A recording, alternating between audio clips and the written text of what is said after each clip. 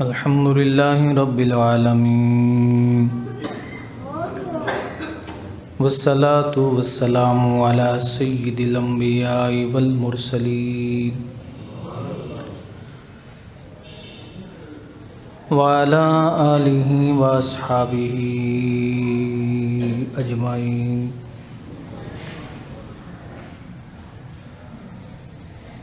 أما بعد فأعوذ بالله من الشيطان الرجيم. بسم الله الرحمن الرحيم.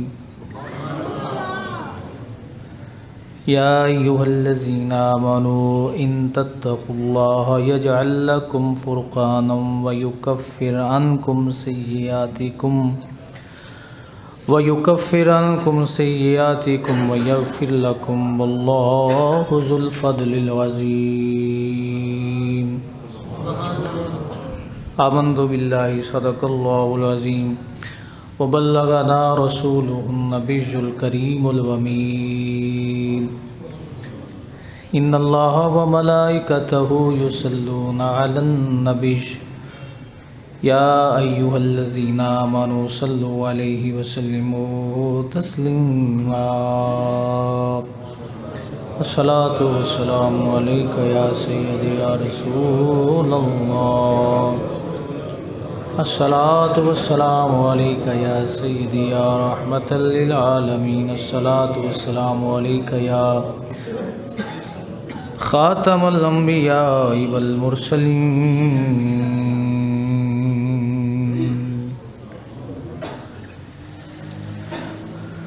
حمد و صلات کے بعد معزز و محتشم احباب وقار،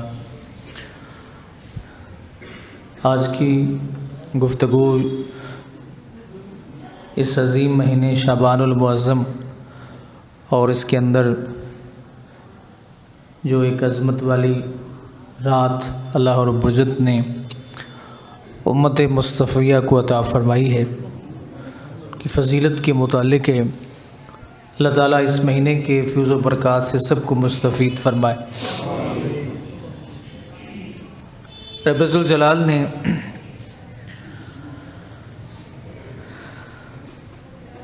جو اپنے بندوں سے محبت اللہ رب العزت کی ہے،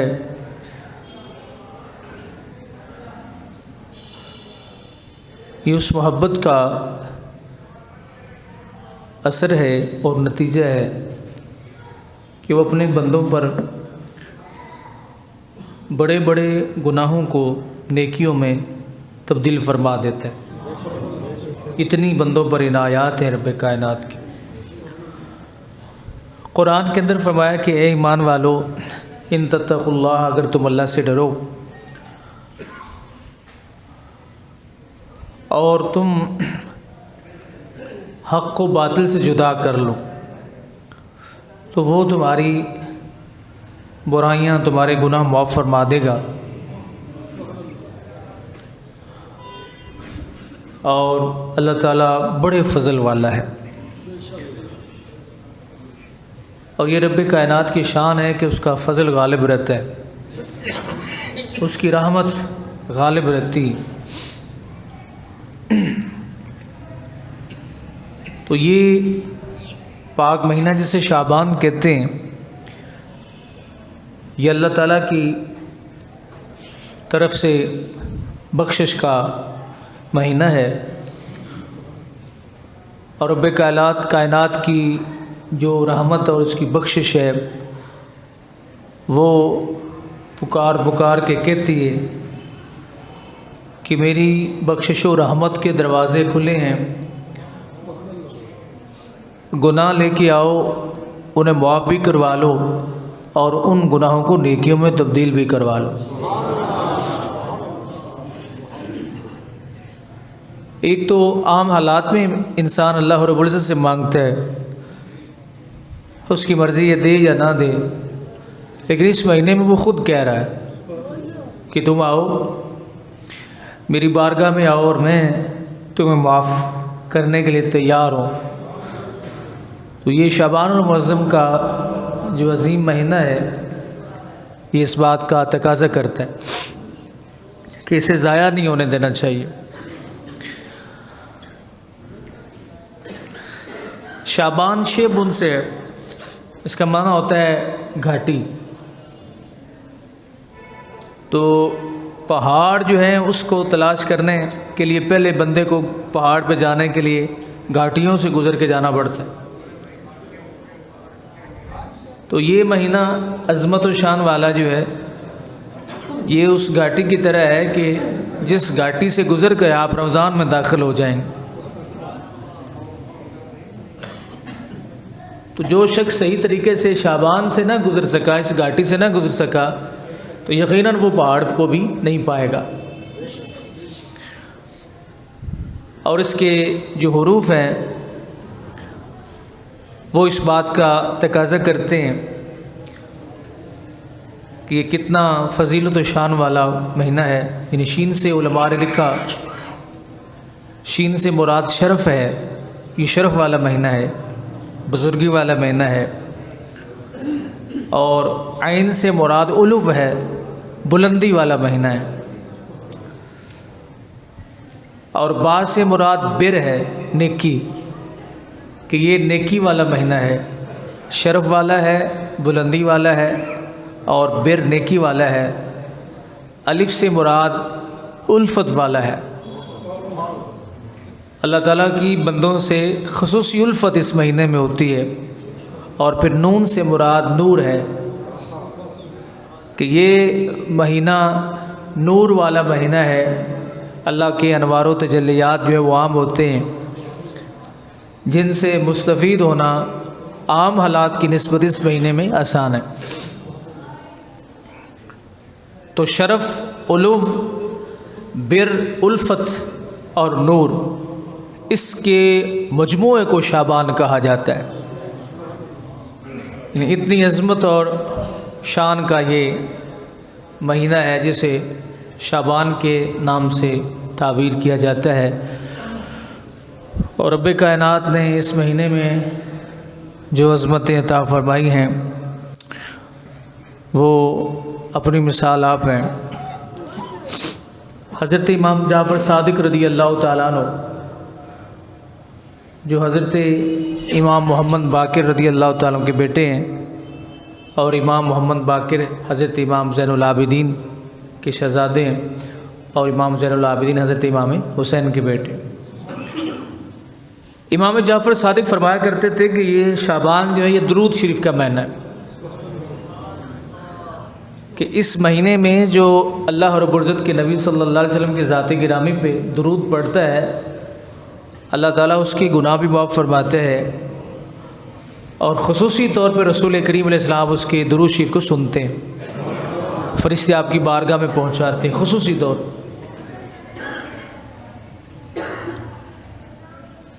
تو امام جعفر صادق رضی اللہ تعالیٰ عنہ کے نزدیک یہ درود کا مہینہ ہے، اور درود شریف ایک ایسی عبادت ہے جو اللہ کی بارگاہ میں قبول ہی قبول ہے۔ اور درود کے معاملے میں اکثر لوگ جو ہے وہ متذبذب رہتے ہیں، پریشان رہتے ہیں کہ کون سا درود پڑھیں۔ درود کوئی مختص نہیں ہے، جس میں جو ذو معنی ہو، جو ہمارے بزرگوں سے ثابت ہے۔ پھر درود ابراہیمی پڑھ لیں، الصلاۃ والسلام علیکہ یا رسول اللہ، یہ پڑھ لیں، یہ سارے درود ہی ہیں۔ اور ہم جو پڑھتے ہیں الصلاۃ والسلام علیکہ یا رسول اللہ، اس میں درود بھی ہے، سلام بھی ہے۔ تو قرآن نے کیا کہا؟ صلو علیہ وسلموا تسلیما۔ یہ صاد سے مراد درود ہے، اور سین سے مراد کیا ہے؟ سلام ہے۔ ہر وہ درود جس میں درود بھی ہو، سلام بھی ہو، یہ پڑھنے کا حکم ہے۔ اور سب سے بڑی اس مہینے کی نسبت جو ہے وہ درود شریف سے بھی ہے، حضور سے بھی ہے، کہ یہ جو حکم ہے، لکھا علماء نے، مفسرین نے، ان اللہ و ملائکتہ یصلون علی النبی یا ایھا الذین آمنوا صلوا علیہ وسلموا تسلیما، کہتے یہ آیت کریمہ بھی اسی پاک مہینے میں نازل ہوئی ہے۔ یہ آیت جو ہے جس میں اللہ تعالیٰ نے اپنے بندوں کو ترغیب دیا اور فرمایا کہ یہ اتنا عظیم کام ہے کہ یہ اللہ بھی کرتا ہے۔ ان اللہ و ملائکتہ، اور اس کے فرشتے بھی، اللہ درود بھیجتا ہے، فرشتے بھی درود بھیجتے ہیں۔ اے ایمان والو، اللہ بھیجتا ہے، اس کے فرشتے بھیجتے ہیں، تم پیچھے کیوں رہتے ہو؟ یا اللہ ہم کیا کریں؟ فرمایا تم بھی پڑھو، یا ایھا الذین آمنوا صلوا علیہ، درود پڑھو میرے محبوب کی ذات پہ، وسلموا، اور سلام بھی کہو، اور سلام پھر فرمایا صلوا علیہ وسلموا تسلیما، پھر سلام اس طرح پڑھو جس طرح سلام پڑھنے کا حق ہوتا ہے۔ مفعول مطلق ذکر کر کے اس کی تاکید فرمائی کہ سلام اس طرح پڑھو جس طرح سلام پڑھنے کا حق ہوتا ہے۔ لوگوں کو شرم آتی ہے، یعنی میں ایسے لوگوں کو بھی جانتا ہوں سلام پڑھتے شرم آتی، وہ سمجھتے ہیں یہ جاہلوں کا طریقہ ہے۔ تو بھائی اگر آپ اسے جہالت کہتے ہو، ہم تو قرآن کی آیت پہ عمل کرتے ہیں۔ آپ کو وہ علم مبارک، ہمیں یہ جہالت ہی مبارک۔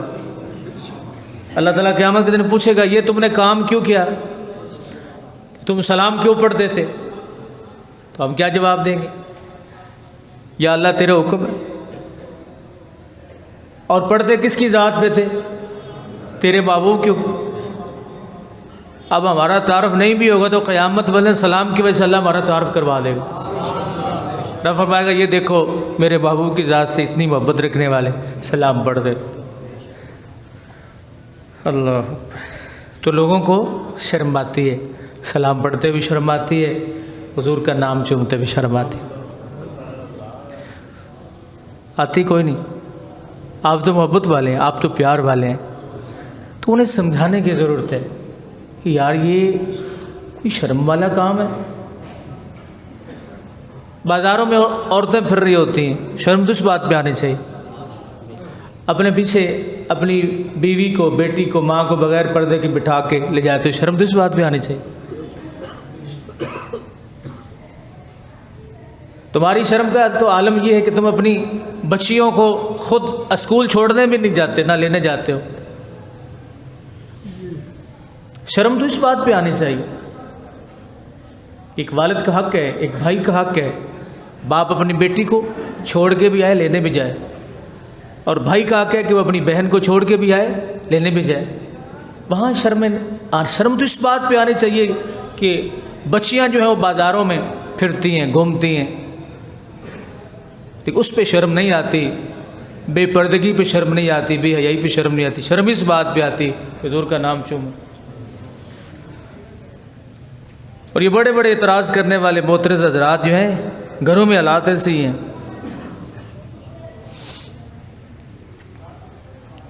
تو ہم اللہ رب العزت کے فضل سے محبت سے پڑھتے ہیں، ہمیں کوئی شرم نہیں آتی۔ ہم تو حضور کا نام آ جائے تو سبحان اللہ، کوئی برا مناتا ہے تو مناتا رہے، یہ ہماری محبت ہے اپنے نبی سے، اپنے محبوب کا، اللہ کے نبی کے، رب کے محبوب کا نام چومتے ہیں، کسی غیر کا تو نہیں چومتے۔ ہمیں تو کوئی شرم نہیں آتی، اور ہم تو فخر سے یہ کہتے ہیں کہ ہم وہ خوش نصیب ہیں جو اپنے پیارے نبی صلی اللہ علیہ وسلم اور اللہ کے محبوب کا نام خیالوں میں ہی چومتے ہیں، ہم نے تو دیکھا بھی نہیں ہے۔ ہائے ہائے، حضور نے فرمایا تھا نا کہ کچھ لوگ ایسے ہوں گے انہوں نے مجھے نہیں دیکھا ہوگا، صحابہ تمہیں نہیں دیکھا ہوگا، پر میرے نام پہ مرنے کو تیار ہوں۔ کیا علم ہے میرے آقا کا، میرے نام پہ مرنے کو تیار ہوں۔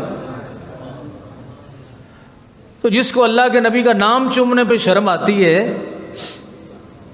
وہ مرنے کے لیے تیار نہیں ہوگا۔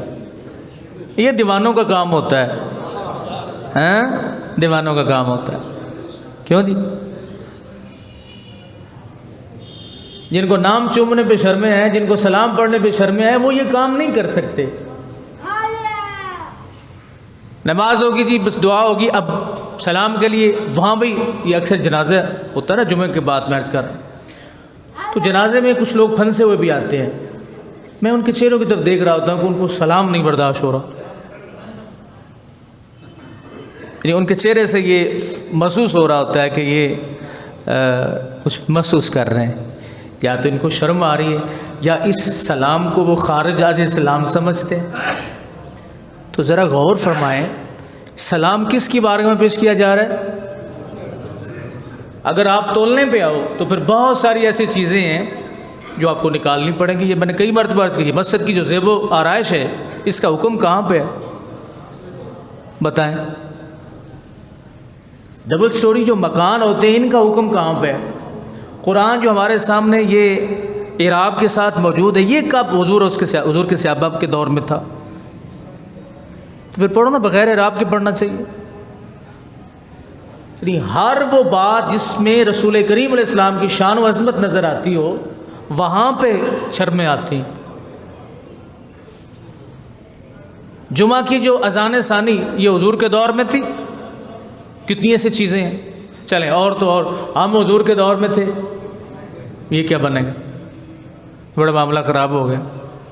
یہ قالین خوبصورت، یہ حضور کے دور میں نہیں تھی۔ ہم تو کتنے مزے، اے سی نہیں لگے ہوئے تھے جناب والا، یہ ساؤنڈ سسٹم نہیں ہوتے تھے۔ یہ ہر وہ چیز جو حضور کے دور میں نہیں تھی، اگر وہ غلط ہے تو پھر ہر چیز کو نکالنا پڑے گا۔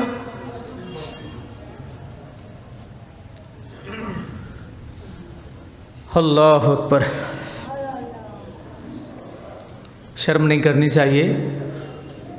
شرم تو غلط بات سے ہوتی ہے۔ شرم کس پہ ہوتی ہے؟ غلط بات سے ہوتی ہے۔ اللہ رب العزت کے نبی صلی اللہ علیہ وسلم کی بارگاہ میں درود و سلام پڑھنا یہ تو اللہ کا حکم ہے۔ فرمایا یا ایھا الذین آمنوا صلو، درود پڑھو علیہ، میرے نبی کی ذات پہ۔ یا اللہ بس فرمایا نہیں، وسلموا تسلیما، سلام بھی پڑھو۔ آپ یہ بتائیں سلام کیا ہے؟ درود ابراہیمی پڑھیں، سلام ہے؟ ہم ضد نہیں کرتے، ضد نہیں کرتے۔ تو درود آپ کوئی بھی پڑھ سکتے ہیں۔ امام جعفر صادق فرماتے ہیں کہ شعبان ہے ہی درود کا مہینہ، شعبان ہے ہی درود کا مہینہ۔ اور رب کائنات نے فرمایا ان اللہ وملائکتہ یصلون علی النبی یا ایھا الذین آمنوا صلوا علیہ وسلموا تسلیما۔ آپ فرماتے ہیں یہ آیت کریمہ بھی اسی پاک مہینے جسے شعبان کہتے ہیں اس میں نازل ہوئی۔ پتہ یہ چلا شعبان المعظم درود کا مہینہ ہے۔ یہ حضرت امام جعفر صادق رضی اللہ تعالیٰ عنہ کا فرمان ہے۔ یہ کس کا مہینہ ہے؟ اس میں کثرت سے اس میں کثرت سے درود و سلام پڑھو۔ میں وہ سنی ہوں جمیل قادری مرنے کے بعد، میں وہ سنی ہوں جمیل قادری مرنے کے بعد، میرا لاشا بھی کہے گا الصلاۃ والسلام۔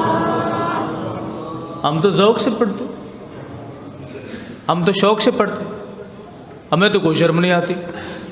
لیکن جب نماز ختم ہوتی، دعا ہو جاتی، تو پھر اس کے بعد کیا پڑھتے؟ مصطفیٰ جانے رحمت پہ لاکھوں سلام شمع بز میں۔ یہ باہر دے بندے کی پریشانی نہ ہو جاؤں بھی واقعی سلام پڑھیں، پھر جماعت ہو گئی ہے۔ جس سوہانی گھڑی چمکا طیبہ کا جان، اس دل افروز ساتھ پہ او سلام مصطفیٰ جانے۔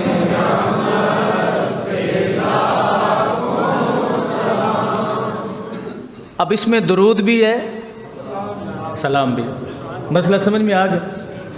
اللہ نے قرآن میں فرمایا وَسَلِّمُوا تسلیما۔ یہ جو تسلیمہ ہے نا، وہ سلموا سین کے ساتھ، یہ ہے سلام، کہ میرے محبوب صلی اللہ علیہ وسلم کی ذات پہ سلام پڑھو۔ تو یہ شعبان المعظم ہے درود کا بہنا، مسئلہ یاد رہ جائے گا۔ اور یہ آیت کریمہ جو میں نے قرآن میں حکم ہے جو، یہ بھی اسی پاک مہینے میں نازل ہوئی ہے۔ اللہ اکبر۔ نبی کریم صلی اللہ علیہ وسلم ارشاد فرماتے ہیں کہ جب شعبان کا مہینہ شروع ہو جائے تو دو چیزیں جو ہے نا ان کو درست کرو۔ بڑی توجہ طلب حدیث پاک ہے، دو چیزوں کو درست کرو۔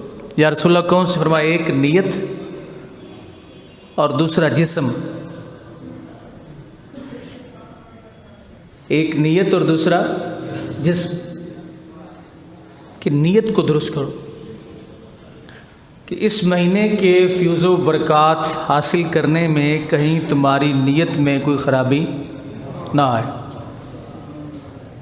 کیونکہ اعمال کی بنیاد اور دار و مدار نیتوں پر ہوتا ہے۔ اگر کسی شخص نے کوئی کام کیا جس میں اس کی نیت دکھاوا تھی تو جتنی بھی محنت کی ضائع ہوگی۔ آپ نے اگر عبادت کی، ساری رات مسجد میں عبادت کی، اگر نیت یہ تھی کہ لوگ میری عبادت کو دیکھ لیں تو آپ کی ساری عبادت ضائع۔ تو چونکہ یہ کثرت عبادت کا مہینہ ہے، اس مہینے میں نیت کو درست رکھنا یہ حضور کا حکم ہے کہ اپنی نیت کو درست رکھو۔ دوسرے نمبر پر آقا دو عالم صلی اللہ علیہ وسلم فرماتے ہیں اپنے جسم کو پاک رکھو۔ یا رسول اللہ یہ شعبان میں ہی خصوصی حکم ہے؟ ویسے تو جسم کو پاک رکھنا ہر حال میں پاک رکھنا چاہیے۔ دیکھیں جو صفائی ہے حدیث پاک میں اس کو نصف ایمان کہا گیا۔ یہ نہیں ہے کہ آپ ہفتہ پورا نہائیں نہ، پاکیزگی میں یہ چیز بھی شامل ہے، نفاست ہونی چاہیے، نہانا چاہیے۔ سردیاں گزرتی ہیں تو پورا ہفتہ لوگ نہیں نہاتے۔ کیوں نہیں نہاتے؟ ڈاکٹر کہتے ہیں نا کہ آپ کو کوئی مرض ہو جائے گا تو روزانہ نہائیں گے۔ صاف ستھرا رکھنا اپنے آپ کو۔ یہ ضروری نہیں کہ آپ کا لباس ہی قیمتی ہونا چاہیے، آپ کی کریمیں، آپ کے لوشن ہی قیمتی ہونا چاہیے، پر اپنے آپ کو صاف رکھو۔ اس لیے علماء فرماتے ہیں زلفیں رکھتے ہیں لوگ، زلفیں رکھتے ہیں، حضور کی سنت ہے، فرماتے ہیں اگر صاف نہیں رکھ سکتے تو نہ رکھو۔ یہ نہ ہو کہ آپ سارے سے دستار اٹھائیں اور جو پاس بیٹھا اسے بیٹھا نہ جائے۔ سمجھ رہے ہیں میری بات؟ حضور نے فرمایا اپنے آپ کو فٹ رکھو۔ کیوں؟ کہ سونے کی بارگاہ میں سر جھکانا ہے، ادھر بھی فرشتے ہیں ادھر بھی فرشتے ہیں، یہ نہ ہو کہ آپ سے تو گندی بدبو آتی ہو۔ اور حکم یہ حضور نے دے شعبان میں رکھو، ہے ویسے تمام مہینوں کے لیے، ہر وقت کے لیے، لیکن شعبان میں بالخصوص حضور علیہ السلام فرمایا کہ نیت کو اور جسم کو صاف رکھو۔ خوشبو لگاؤ لیکن نہا کے لگاؤ۔ یہ نہیں ہے کہ پسینے کی بدبو آ رہی ہے اور آپ کا برا حال، اوپر سے خوشبو لگائیں گے تو اور زیادہ خرابی ہو جائے گی۔ صاف ستھرا رکھنا اپنے آپ کو یہ رسول پاک صلی اللہ علیہ وسلم کا حکم ہے۔ ایک دن چلے ڈیلی آپ نہ نہائیں، اور نہانے سے کوئی شخص بھی بیمار نہیں ہوتا چاہے جتنی بھی سردی ہو۔ ایسے سمجھے جیسے بطور دوائی، نہانے سے کوئی بھی بیمار نہیں ہوتا۔ ایک روزانہ نہ نہائیں، ایک دن چھوڑ کے دوسرے دن ضرور نہ۔ اپنی مونچھیں پست رکھیں، مونچھیں پست رکھیں، چھوٹی رکھیں، تاکہ آپ کے یہ جو تری والا حصہ ہے نا اس میں داخل نہ، اس کے اوپر نہ آئے، ورنہ آپ کی جو ہے وہ کھانا جو آپ کھائیں گے وہ بھی مکروہ ہو۔ لوگ کیوں نہیں خیال رکھتے اس چیز کا؟ کیوں نہیں لحاظ رکھتے؟ رسول پاک صلی اللہ علیہ وسلم اس بات کا حکم دے رہے ہیں کہ اپنے آپ کو صاف رکھو، اور صفائی میں حجامت بھی شامل ہے۔ برے حال ہوتے ہیں جب کسی شادی پہ جانا ہو، بڑے فریش ہو کے ٹینشن ہو کے چلے کپڑے شپڑے اپنی حجامت وغیرہ درست کرا کے نہا نو کے جاتے ہیں۔ تو یہ حکم ہر حال میں ہے۔ کوئی اگر آپ کو بیماری خدا نخواستہ ایسی نہیں ہے تو اپنے آپ کو صاف تو رکھیں نا، کم از کم برش کریں، مسواک کریں۔ اور مسواک سے آپ کو پتہ ہے رسول پاک صلی اللہ علیہ وسلم کتنی محبت فرماتے تھے۔ حضور نے فرمایا مجھے اپنی امت پہ دشواری اور مشکل کا ڈر نہ ہوتا تو میں مسواک کو فرض قرار دیتا.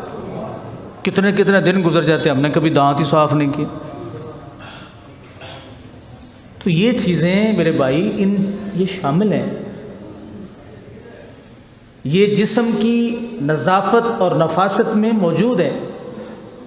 اور سرکار نے اس بات کی طرف اشارہ فرمایا کہ اس پاک مہینے میں نیت اور جسم کو اس لیے پاک رکھو، اس لیے صاف رکھو کہ تم نے عبادت میں کرنی ہے کثرت. تو سانس آئے تو منہ سے بدبو نہیں آنی چاہیے.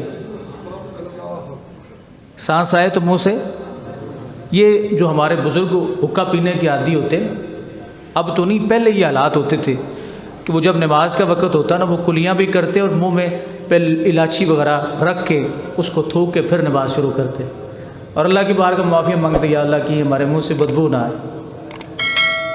ایسے ہے نا جی. اب کوئی خیال کو نہیں کرتے. فرمایا جب اللہ تعالیٰ کے قریب ہونا ہو، اللہ کے جب قریب ہونا ہو، میاں بیوی کے لیے حکم یہ ہے کہ اپنے آپ کو صاف رکھیں کہ کہیں بدبو کی وجہ سے خامند کو بیوی سے نفرت نہ ہو اور بیوی کو خامند سے نفرت نہ ہو. ان تسی سوں گے ہو، میں کدوں سناواں.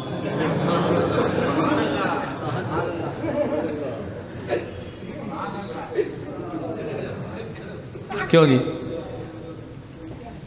بھئی یہ بھی تو خطیب کو شرمندہ کرنے کے لیے کافی ہے نا کہ آپ سامنے بیٹھ کے سو جائیں. یہ باتیں سیکھنے والی ہیں، سمجھنے والی ہیں، پلے باندھنے والی. اب میں نے وہ جو گفتگو کی وہ ساری کی ساری اب دوبارہ سے کرنی پڑے گی. سنیں جی آپ دوبارہ. حضور نے فرمایا 2 چیزوں کا شعبان المعظم میں خیال رکھو کیونکہ اس مہینے میں کرنی ہے عبادت. تو فرمایا ایک تو اپنی عبادت کے لیے نیت کو درست رکھنا ضروری ہے کہ کہیں آپ کی ساری عبادت ضائع نہ ہو جائے، اور دوسرا اپنے جسم کو صاف رکھنا ضروری ہے. کہ یہ نہ ہو کہ آپ بغل اٹھائیں اور اتنی بدبو آئے جس کی کوئی حد انتہا نہیں. اپنے آپ کو صاف رکھیں تو انشاءاللہ اللہ تعالیٰ کی رحمتیں اور برکتیں، کیونکہ یہ ایسا مہینہ، اس مہینے میں اللہ تعالیٰ کی رحمت خود کہتی ہے. آؤ پہلے ہم مانگتے ہیں، اور اس بالخصوص جو شب برآت ہے اس کے اندر اللہ کی رحمت کہتی ہے آ جاؤ. اللہ اکبر. تو حضور نے فرمایا اپنی نیت اور جسم کو پاک رکھو، صاف رکھو. حضرت انس رضی اللہ تعالیٰ عنہ سے مروی ہے، آپ فرماتے ہیں آقا دو عالم صلی اللہ علیہ وسلم فرمایا کہ اس مہینے میں 2 اور چیزیں، تلاوت قرآن پلس زکوٰۃ. صحابہ کرام کا یہ معمول تھا کہ شعبان المعظم میں تلاوت قرآن اور زکوٰۃ میں کثرت کرتے تھے. تلاوت کا اس کے ساتھ بڑا گہرا تعلق اس مہینے کے ساتھ. آج قرآن کی تلاوت جو ہے ہم صرف اپنے بزرگوں کو اصالہ ثواب کرنے کے لیے پڑھ کرتے ہیں اکثر. پہلے یہ ہوتا تھا، میں نے خود اپنی آنکھوں سے دیکھا کہ بزرگ ہمارے گاؤں میں جو ہوتے ہیں نا وہ بڑے بڑے قرآن شریف رکھے، بڑے بڑے لفظ ان کے اوپر، بڑے لفظوں والے، تو وہ کافی دن آ جاتا، وہ پڑھتے ہی رہتے تھے، بیٹھ کے قرآن پڑھتے رہتے. اب ان کے پاس بھی ٹائم نہیں، ان کو بزرگوں کو بھی موبائل کے شوق چڑھ گئے. ہاں تو تلاوت قرآن رسول کریم علیہ السلام نے فرمایا اس پاک مہینے میں، حضرت انس رضی اللہ تعالیٰ عنہ سے مروی کہ اس پاک مہینے میں قرآن کی تلاوت کثرت سے کریں. یہ وہ عرشی نغمہ ہے جسے آپ گنگنائیں گے تو اللہ تعالیٰ آپ کی معاملات میں بہتری لائے گا. اور قرآن کی تلاوت کرنے سے دل نرم ہوتا ہے. اگر آپ قرآن کی تلاوت اللہ کی رضا کے لیے کریں، قرآن کی زیارت جو ہے وہ اللہ تعالیٰ کی رضا کے لیے کریں. ہم نے تو مجبوری کی حالت میں، اب جو بہت زیادہ لوگ امیر ہوتے ہیں جن کے پاس پیسے زیادہ ہوتے ہیں وہ تو آپ فون کرتے ہیں نا کہ ہمیں قرآن شریف جو ہے وہ مدرسے سے جناب وہ ثواب جو ہے وہ ہمارے ملک کریں. بھئی یہ بھی ٹھیک ہے، لیکن آپ کے والد فوت ہوئے، آپ کی والدہ فوت ہوئی، آپ کے خونی رشتہ ہے ان کے ساتھ، اب خود کیوں نہیں پڑھتے؟ آپ کی پڑھی ہوئی 3 آیات ہو سکتا ہے مدرسے کے یا کسی اور کے پڑھے ہوئے 10 قرآنوں کے برابر. کیونکہ اللہ کی رب ذوالجلال تو خلوص کو دیکھتا ہے نا. آپ 20 قرآن پڑھیں لیکن خلوص نہیں ہے تو اللہ کی بارگاہ میں قبول نہیں ہے. اور 3 آیتیں اگر پڑھیں کہ اللہ میں رو کے یہ کر رہا ہوں، اس لیے حکم یہ ہے کہ والدین کی نماز جنازہ اگر بیٹے میں اہلیت ہو تو وہ پڑھا ہے. کیونکہ بیٹا جب پڑھے گا نا اللہ کی بارگاہ میں عرض کرے گا اے اللہ تو معاف کر دے، تو اس کی آنکھوں میں آنسو آئیں گے، کیونکہ ایک تعلق ہوتا ہے اور ایک صدمہ جو ہے وہ موجود ہوتا ہے. ادھر ایک صدمے کی حالت ہوتی ہے تو دل جو ہے بڑا نرم ہو چکا ہوتا ہے، تو آنسو فوراً اس موقع پر نکل آتے ہیں. اور یاد رکھیے اللہ رب العزت کی بارگاہ میں جو آنسوؤں کی قدر ہے نا وہ کسی اور چیز کی. آنسو اللہ رب العزت کی بارگاہ میں بڑی حیثیت رکھتے ہیں. ایک حدیث پاک میں آتا ہے رسول کریم صلی اللہ علیہ وسلم فرمایا کہ یہ جو آنسو نکلتے ہیں نا آنکھ سے، ایک ایک آنسو قیامت والے دن سفارشی ہوگا. اللہ کی بارگاہ میں عرض کرے گا یا اللہ ایک شخص کو جہنم کی طرف چلایا جا رہا ہوگا. حدیث کا مفہوم عرض کر رہا ہوں، جہنم کی طرف چلایا جا رہا ہوگا. تو ایک آنسو اللہ کی بارگاہ میں عرض کرے گا، رب کائنات فرشتوں سے کیسے پوچھو یہ کون ہے؟ تو وہ کہے گا یا اللہ میں وہ آنسو ہوں جو اس نے تیری خشیت میں تیرے ڈر میں نکالا تھا، اور اس کی آنکھ سے بہنے والا آنسو. رب کائنات فرمائے گا اچھا فرشتوں یہ بات ہے. اب مالک تو جانتا ہے لیکن صرف اور صرف لوگوں کو بتانا مقصود تھا، اور یہ معاملہ کب ہونا تھا حضور نے پہلے ہی بتا دیا. تو فرشتے عرض کریں گے یا اللہ یہ وہ آنسو ہے جو تیری خشیت میں اس کی آنکھ سے نکلا تھا. اللہ فرمائے گا اچھا یہ میری بارگاہ میں رویا تھا، اپنے گناہوں پہ شرمندہ ہوا تھا، چلو اس کو معاف کر. اور نصیبوں والوں کے آنکھوں سے آنسو آتے ہیں، یہ بات ذہن نشین رہے، خواہ وہ اللہ کے نبی کی محبت میں ہو، کیونکہ یہ فتنوں کا دور ہے. اس دور میں ہر انسان کا ذہن نیگیٹو بات کی طرف زیادہ جاتا ہے. چلو ایک بندہ شان رسالت میں بہت ساری چیزیں بیان کر رہا ہو، اس میں شرک کا کوئی شبہ تک موجود نہ ہو، ایک بندہ اٹھ کے کھڑا ہو کے کہہ دے میں 1000 کتاب سے یہ دکھا سکتا ہوں کہ یہ بات کہیں ثابت نہیں، یہ سب جھوٹ فراڈ ہے، تو آدھے لوگ بٹ جائیں گے. پہلے لوگ دین والے بظاہر لوگوں کو دین کے قریب کرتے تھے، اب دور کرتے، اور مقصود اپنی دکانداری ہوتی ہے، میرے چاہنے والے بڑھ جائیں، میرے چاہنے والے. فتنوں کا دور ہے. آج آپ میڈیا پہ دیکھ لیں کیسے کیسے فتنے ہو رہے ہیں. یہ اب مزاج بنتا جا رہا ہے لوگوں کا کہ جو بات بھی ایسی دیکھیں گے نا جس میں سخت بات ہو اس کی طرف توجہ زیادہ کریں، اور کہیں گے یہ بندہ ٹھیک کہہ رہا ہے. کہتا کہیں سے ثابت ہی نہیں، یہ لوگوں نے جھوٹ بول رکھا ہے، اتنی امت کی صدیاں گزر گئی ہیں یہ جھوٹ ہی بولتے آئے ہیں. جن میں سے اس پاک مہینے کے اندر یہ شب برات بھی ہے، پورا زور لگاتے ہیں لوگ کہ یہ ثابت نہیں ہے، یہ نہیں ہے، وہ نہیں ہے، فلاں نہیں ہے. اس کو اپنی عقل پہ پیش کریں. میں اس کے بارے متعلق ابھی عرض کرتا ہوں. تو حضور نے فرمایا تلاوت قرآن جو ہے یہ کریں اس پاک مہینے میں. اور زکوٰۃ، صحابہ کرام شعبان المعظم میں زکوٰۃ دیتے تھے. کیوں؟ کہ آگے رمضان شروع ہوگا، جو کمزور لوگ ہیں وہ اس سے خوراک خرید لیں گے اور روزہ رکھنے کی طاقت ان میں پیدا ہو جائے گی. اب یہ بھی ایک بڑا مشکل کہ جب بھی رمضان شروع ہوتا ہے ہر بندے زکوٰۃ کے لیے دوڑ پڑتا ہے، پھر جو صحیح مستحقین ہوتے ہیں ان کا حق بھی کھا جاتا ہے. اس لیے زکوٰۃ کے معاملے میں کبھی بھی سنا کے کوئی کام نہ کریں. جہاں آپ ذاتی طور پہ جانتے ہیں کتنے ایسے ہمارے رشتہ داروں میں لوگ ہوتے ہیں، ہمارے عزیز و اقربا میں ہوتے ہیں، دائیں بائیں کھڑے ہوتے ہیں لیکن مانگتے نہیں ہیں. تو یہ خیال رکھنا بے حد ضروری ہے. تو اس پاک مہینے کی شان اور عظمت یہ ہے کہ 4 چیزیں حضور علیہ السلام نے فرمایا اپناؤ. ایک تو اپنی نیت کو ٹھیک رکھو، اور دوسرا اپنے ناراض تو نہیں ہو گیا. اب میں نے کچھ سخت باتیں کر دی صفائی کے حوالے سے. دانت بھی صاف ہونے چاہیے زلفیں رکھی ہوئی ہیں تو وہ دستار اٹھائیں تو پاس بیٹھا بندہ خوش ہو، پریشان نہ ہو۔ میں نے عرض کیا نا کہ ہمارے علماء نے فرمایا کہ اگر آپ زلفوں کی صفائی نہیں رکھ سکتے تو نہ رکھیں، کوئی فرض واجب تو نہیں ہے نا۔ تو صفائی رکھنا جسم کی، بالخصوص اس پاک مہینے میں یہ حضور کا حکم ہے، نیت اور جسم کو صاف رکھنا، پاک رکھنا، اور تلاوت قرآن اور زکوٰۃ۔ اور پھر حضور نے فرمایا کیوں؟ فرمایا شعبان و شہری، وہ لوگوں یہ میرا مہینہ ہے یار۔ کس کا مہینہ ہے؟ میرا مہینہ، جسے حضور اپنا کہیں، جسے یا رسول اللہ اس مہینے کو آپ اپنا کہیں، فرمایا مجھے بڑا پیارا ہے، یہ میرا مہینہ، شعبان و شہری و رمضان و شہر اللہ۔ رمضان تو اللہ کا مہینہ ہے، یہ میرا مہینہ ہے۔ جس کو نبی علیہ السلام سے نسبت ہو اس کی شان بھی کمال، جس کو اللہ رب العزت سے نسبت ہو اس کی شان بھی کمال۔ اب آتے ہیں کہ اس پاک مہینے کے اندر ایک خوبصورت رات ہے جسے شب برات کہا جاتا ہے۔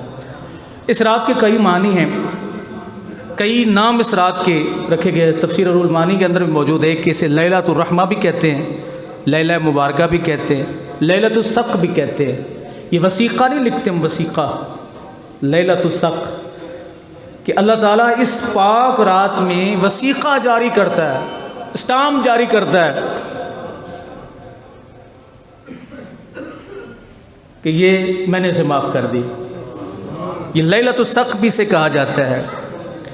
اور لیلۃ البراءت، براءت کا مطلب یہ ہے کہ یہ بری کرنے والی رات ہے، گناہوں سے بندہ بری ہو جاتا ہے۔ اب اس رات پر امت کا عمل کہاں سے، کتنے سال گزر چکے ہیں، اللہ اکبر۔ حضرت گرامی ابن ماجہ شریف میں، یہ سیاستہ کی کتاب ہے، اس میں امام ابن ماجہ نے پورا باب باندھا ہے اس شب برات کی فضیلت کے متعلق، پورا باب باندھا ہے۔ پتہ چلا کہ حضرت امام ابن ماجہ اور پھر ان کی کتاب کو صحاح کے اندر شامل کیا گیا، اس وقت یہ رات تھی، اور حضور علیہ السلام سے مروی احادیث جو ہیں انہوں نے اس کے اندر ذکر فرمائی۔ اور یہ حدیث نمبر 1388 ہے جو میں آپ کے سامنے پیش کر رہا ہوں، ابن ماجہ شریف کی۔ سیدنا علی المرتضیٰ رضی اللہ تعالیٰ عنہ سے مروی ہے کہ رسول کریم صلی اللہ علیہ وسلم نے فرمایا کہ ایک رات جو اس پاک مہینے میں آتی، اسے ہم 15 شعبان کی رات کہتے ہیں، حضور نے فرمایا 2 کام اس میں لازمی کرو۔ جی رسول اللہ، وہ کون سے؟ فرمایا ایک تو اس ساری رات میں قیام کرو۔ کیا کرو جی؟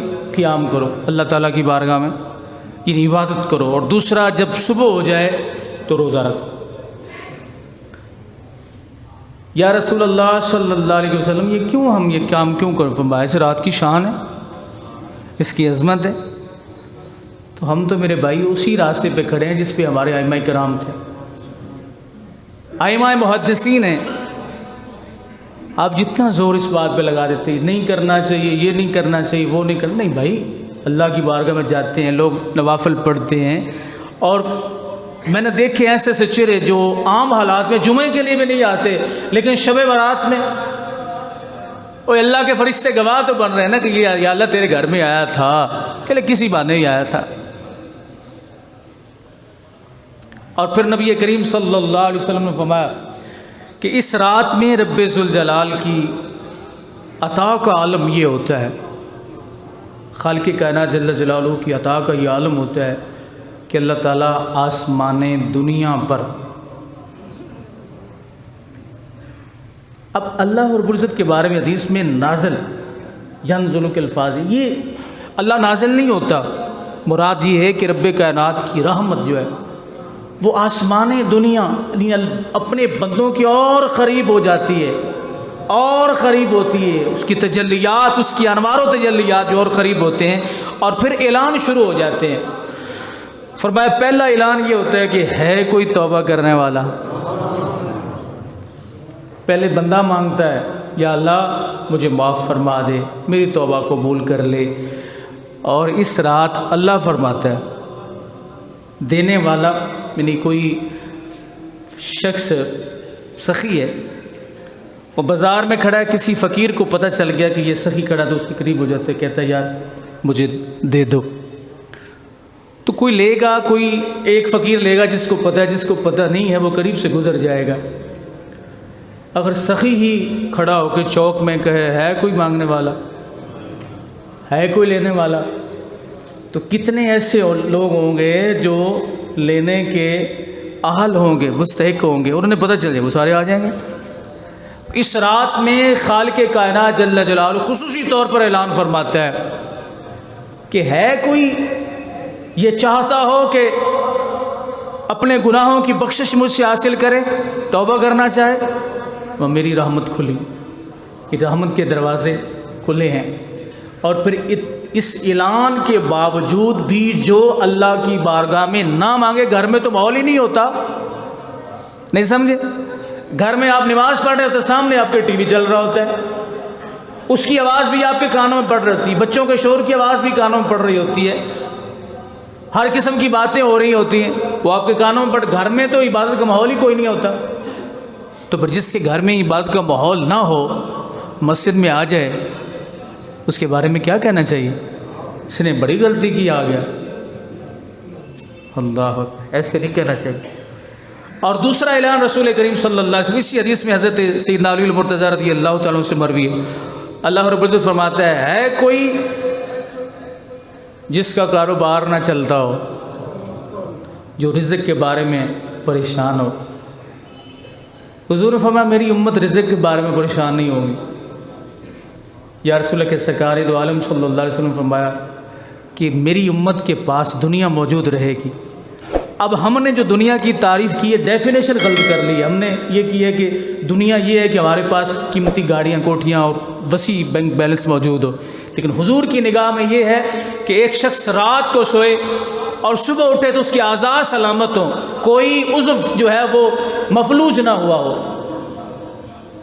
فالج نہ ہوا اس کو، جس سے اس کی اعضاء جو ہے مشل ہو جائیں، ہاتھ پاؤں پران صحیح کام کرتے ہو صبح اٹھے.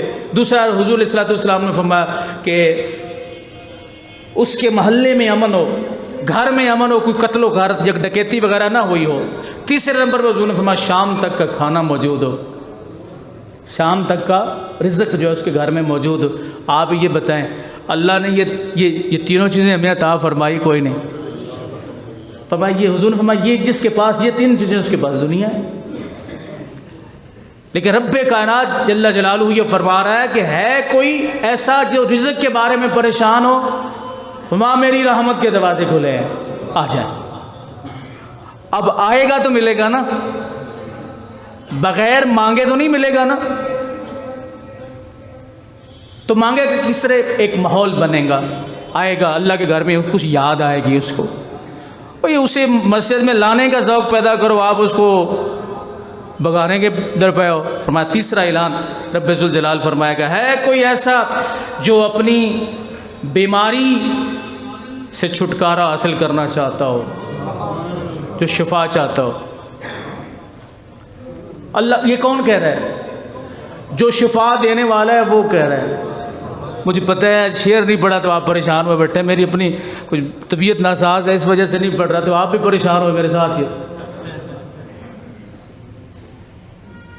رب خود شفا دینے والا وہ طبیب یہ کہہ رہا ہے، جس کے بندے بھی طبیب ہوتے ہیں، وہ ذات یہ فرما رہی ہے کیا کہ ہے کوئی جو بیماری سے چھٹکارا حاصل کرنے والا ہو، چھٹکارا چاہتا ہو. اگر مسجد میں نہیں آ سکتا، گھر میں بیٹھ کے یہ کہ یا اللہ یہ عظیم رات ہے، مجھے اس بیماری سے نجات عطا فرما اور مجھے شفا عطا فرما. رسول کریم صلی اللہ علیہ وسلم فرماتے ہیں ہر ابتلا، ہر آزمائش سے اللہ رب العزت اس رات میں چھٹکارا جو ہے وہ عطا فرماتا ہے. کس کو؟ کوئی مانگے تو صحیح. ہم تو مائل بکرم ہیں، کوئی سائل ہی نہیں، راہ دکھلائیں کسے کوئی راہ روے منزل ہی نہیں. لوگوں سے مانگیں تو لوگ ناراض ہوتے ہیں، آپ کے متعلق ان کے ذہن خراب ہوتے ہیں کہ یہ مانگنے کے لیے آ جاتے ہیں، چاہے مدرسے کے لیے ہو، مسجد کے لیے. میں ہی قوم مانگنے والے.